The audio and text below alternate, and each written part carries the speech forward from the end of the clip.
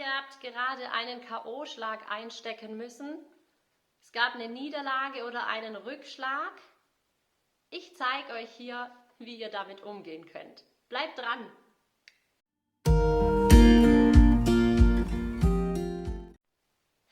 Niemand ist gewahrt davor, Rückschläge einzustecken oder Niederlagen zu erleben.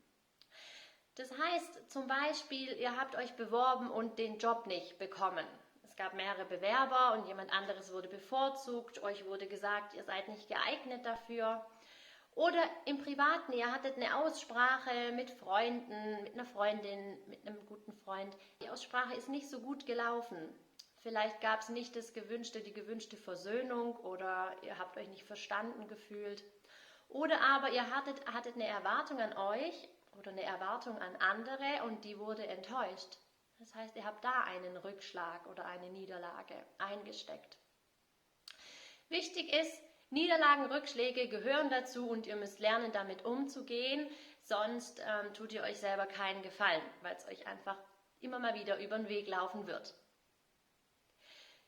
Der erste Schritt bei einer Niederlage, bei einem Rückschlag ist, setzt euch hin und nehmt euch Zeit für euch. Das heißt, wenn ihr dann gleich ins Gym rennt, wenn ihr gleich irgendwie zu Freunden rennt, wenn ihr irgendwie gleich was macht zur Ablenkung, ist es im ersten Moment vielleicht ganz gut, aber das ist noch da. Das heißt, die Sätze im Kopf oder die Gefühle, die sind da. Die werden noch kurz von euch ein bisschen gedeckelt, aber die kommen dann abends oder nachts und dann müsst ihr spätestens dann euch mit ihnen irgendwie zurechtfinden. Das heißt, macht es lieber gleich. Setzt euch hin und überlegt euch, okay, krass, was ist da eigentlich gerade passiert? Warum fühle ich mich so? Warum fühle ich mich, als wäre das ein Rückschlag, eine Niederlage? Fühle ich mich gekränkt? Bin ich traurig um den Job oder bin ich traurig, weil mich jemand nicht wollte?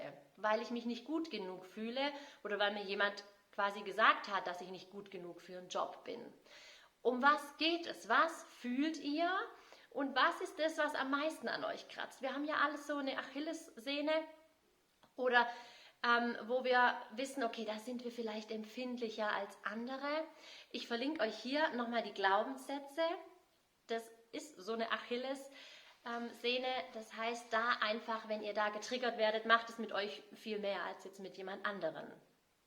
Das heißt, setzt euch hin, nehmt euch Zeit, macht es mit euch in Gedanken oder schreibt euch auf, was ist da gerade eigentlich passiert, wie geht's euch, warum geht's euch so und macht euch das so ein bisschen bewusst, dann ist es schon mal draußen. Das heißt, das geistert dann nicht noch im Kopf und schwelt so vor sich hin.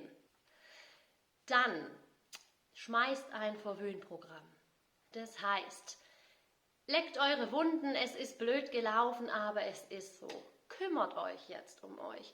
Macht was Schönes, guckt, was euch gut tut, was könntet ihr machen, um euch selber so ein bisschen Seelenbalsam zu geben. Euer Selbstwertgefühl muss wieder so ein bisschen gestreichelt werden. Das leidet natürlich. Das leidet, weil man dann das Gefühl hat, na toll, irgendwas an mir ist nicht richtig oder irgendwas habe ich falsch gemacht. Man sucht ja dann oft den Fehler bei sich. Heißt, Selbstwert geht so ein Schrittchen zurück und ihr holt es aber wieder. Kümmert euch um euch, tut euch gut.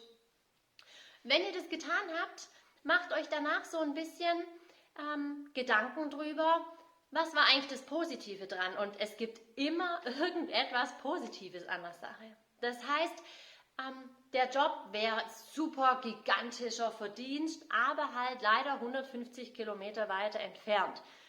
Okay, ich muss jetzt die Strecke nicht mehr fahren. Oder Krach mit Freundinnen. Gut, jetzt habe ich da halt gerade mal, aber ich habe gerade ziemlich viel Stress auf Arbeit und eigentlich ganz gut, dass ich da jetzt immer noch so ein bisschen Pause habe und wir jetzt noch nicht wieder ganz so dicke sind und vielleicht braucht man die Zeit gerade für andere Sachen. Das heißt, sucht euch positive Sachen, was ist das Gute dran, dass das vielleicht jetzt doch nicht so geklappt hat oder nicht der richtige Zeitpunkt war. Versucht euch da so ein bisschen an das Positive zu orientieren und dann nutzt die Chance, um zu schauen, was macht ihr nächstes Mal anders. Also aus allen was heißt Fehlern, aber aus allen Situationen, wo was nicht geklappt hat, lernt man ja draus. Und ihr lernt am effektivsten, weil es am meisten wehtut. Das heißt, man kann sehr gut daraus lernen, was hätte man anders machen sollen. Hätte man irgendwie dazu beitragen können, war man völlig unverschuldet, muss man sich dann einfach sagen, okay, hey, ganz egal, du hast alles gegeben, 100%, mehr geht nicht, das hast du gut gemacht, an dir lag es nicht. Das heißt, was könnt ihr da von diesen Situationen mitnehmen, wo ihr sagt, so hey, naja, dafür war es immerhin gut. Das heißt, ihr habt so diesen Prozess bearbeitet, ihr habt das Beste rausgeholt, ihr habt nach euch geschaut, ihr habt Resümee gezogen, ihr habt ein Feedback und ihr habt eurem Kopf gezeigt, ich habe mir das jetzt alles schon angeschaut und ich habe hier reingeguckt und da reingeguckt und jetzt bin ich mir ziemlich sicher, dass ich das verarbeitet habe. Es ist immer noch blöd und beschissen, ja, aber hey, ich habe es mir gut angeguckt und man braucht jetzt nicht mehr in meinem Kopf rumgeistern oder mir eine schlaflose Nacht bereiten.